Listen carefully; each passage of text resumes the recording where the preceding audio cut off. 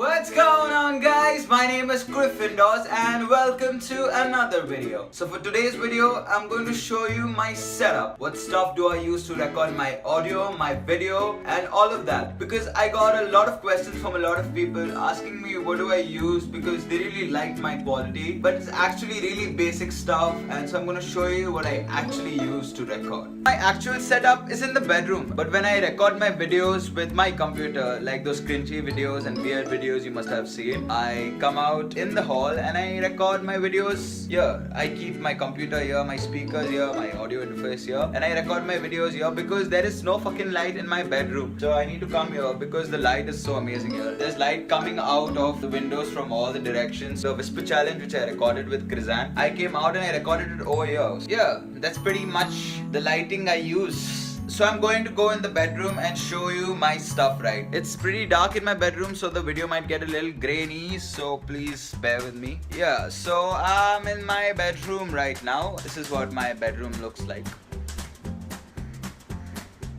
It's pretty messed up, so don't judge. So this is my microphone. It's an Audio-Technica 80-2020 and it's a cardioid condenser mic. Should I explain what's a cardioid condenser mic? So a cardioid condenser mic is basically, it's like two balls. I mean, like, if the microphone is facing me this side, it covers only this part of the region. Any sound that goes around here gets captured into the mic. That's one kind of a polar pattern, and there are like expensive mics with like all kinds of polar pattern, but this has only a cardioid and it's pretty cool. It's written made in China, but don't judge by that. Everything is made in China nowadays. So somebody suggested this mic to me and I'm not very choosy with stuff. I just use whatever I get hands on and start doing my stuff. Yeah, so that's pretty much about this mic. I think I got it for like 7,000 bucks from Electronic Emporium in Marine Lines. That's a place in Bombay. Those guys home delivered me with my stand and what did I mean? The pop filter. So when we sing, we usually have the P's and the B's, which like sort of have a pop in the audio wave or whatever sort. What the pop filter does is that it filters the P's and the B's, like all the pops. It is compulsory to have a pop filter. Usually everyone has a shock mount, but I didn't really get a shock mount. I never really needed a shock mount. It's good to have a shock mount. So if you're buying a mic, get a shock mount. So if you have like a home studio, there are like two options to buy. You can either buy a dynamic mic or a condenser mic. Both of them are really good, but condenser mics actually capture more transients of your voice or whatever instrument you're trying to record. And dynamic mic also does that, but it does not capture that much of a sound. But for a home studio, a dynamic mic is really good. Like the Shure SM58 or SM57. If you're living in a very noisy environment, there are a lot of cars and trucks and vehicles, the Shure SM58 is the best mic in that case. And condenser mics are not really a good option over there because of the sound. Like when I record my vocals and stuff like that, I turn the fridge off, I turn my AC off, and I turn everyone off. And now I'm going to show you my baby. It's so dirty. I think I'll have to clean it. How to clean your iMac. This could have been another whole YouTube video. So you use whatever stuff you have. What is it? It's a Colin glass cleaner and a microfiber cloth, and you just spray. Make sure your computer or Mac is off before you do that. Prop it nice, in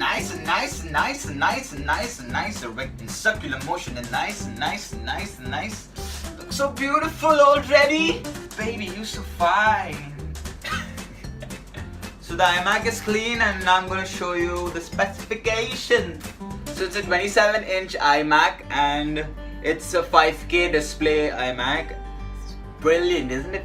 I bought this about, I think, 5 months ago, 5 to 6 months, not 5 months, that's weird. I think 3 months ago. It's the best thing I've ever got, and thanks to my dad. Its price is about 1,64,500. I got it from Chroma for like 10,000 cheaper because I resaled my my older laptop. It was a Vios, took it. First when I went to the shop, the guy was telling me to take a laptop, but laptops are pretty cool too, but I actually wanted a larger screen computer so that, larger the workspace, lesser the time you take to complete your task. I was going to take the 21-inch iMac because when I went to the store, the 27-inch iMac looked really big, and it is big. and I was like, where will I fit this at my place? So I was going to go for the 21-inch iMac, but the problem in the 21-inch iMac is that if I get it, I cannot upgrade the RAM, and it has like 8GB RAM, but in the 27-inch iMac, it has like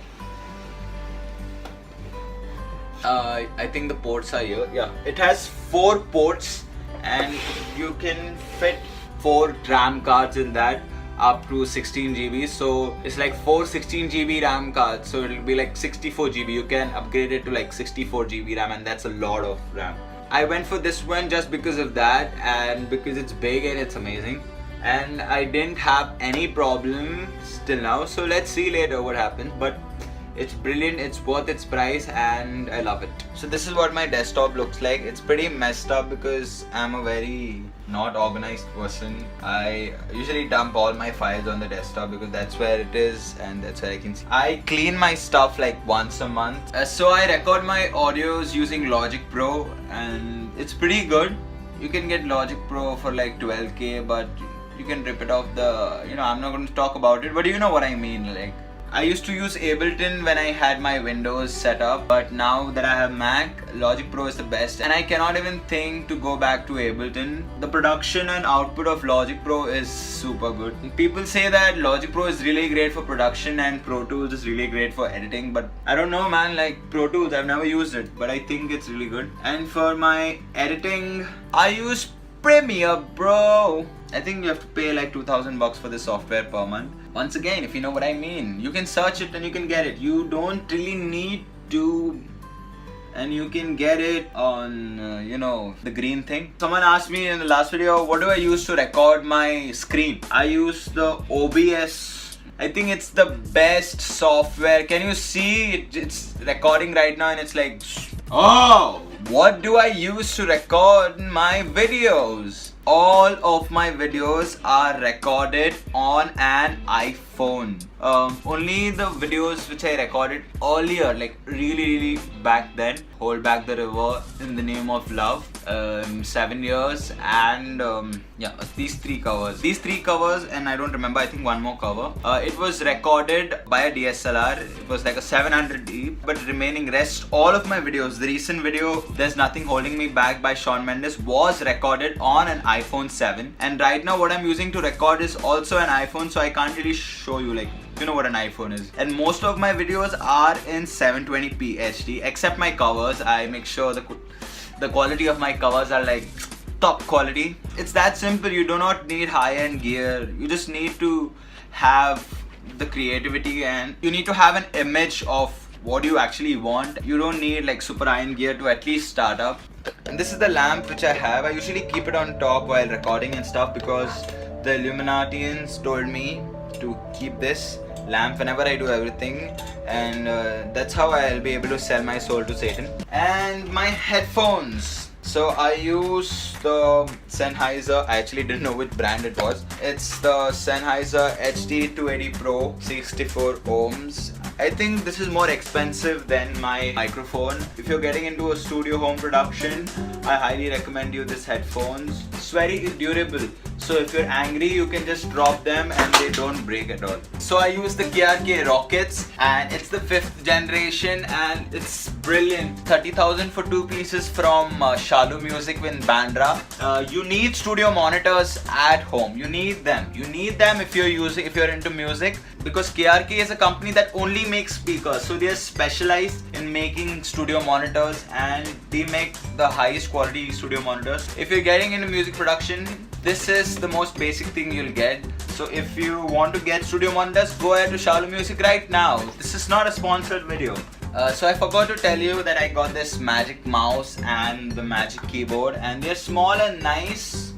I love them. So right now I'm going to show you the most important part of my audio setup. It's a sound interface. It's an M-Audio M-Track Plus. I've had this for about 2.5 years and it's been working really well. It has 2 channels. It has a phantom power supply. You need a phantom power supply for a condenser mic, and it has a stereo output, a left and a right output, and it's a plug and play. It does not need an external power supply. You need a sound interface. For those who don't know what a sound interface is, It's actually the link between your microphone and the computer. A microphone with an XLR output, you need a sound interface. You need a sound interface to connect it to your computer. There are USB microphones also available, and if you're connecting it to a Windows setup, you might experience latency. Latency is basically the delay between you when you talk into the microphone and when the computer receives the signal. But if you connect a USB microphone directly to an Apple computer,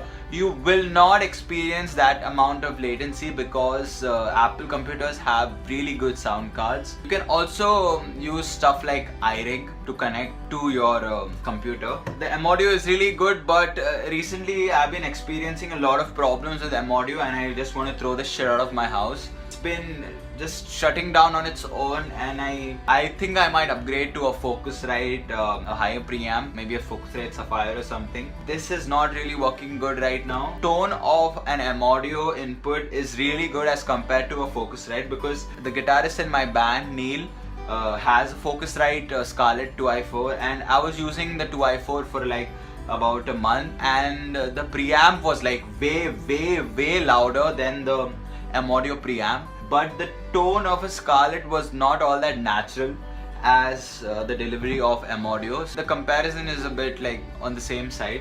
So how do I make my music? It's the Novation Impulse 49 key, baby. 49 key for the win. It's amazing. It's the most. Shit's going down. So the Novation Key Impulse 49, I got it second hand for 15,000. The original price I think is about 28-30,000, and it's brilliant. I mean, the key response, it has just changed my life. I got it about 5 months ago and it's amazing. Oh. So it's got like 8 velocity sensitive pads, 49 keys, 8 faders which never work, which I never use actually, and the pitch bend and stuff like that. It's just plug and play, so I just plug it directly through the USB MIDI and I love it so much. So that's all about my setup. If you want to ask me more questions about my setup and whatever you want to ask me, just like if wherever you find me, just message me. If I'm available, I will get back to you and I will clear your doubts. If you enjoyed the video, go ahead and hit the subscribe button down, and do not forget to hit the like because it does nothing. And as always, stay kind, stay awesome, and I'll see you tomorrow. Peace out!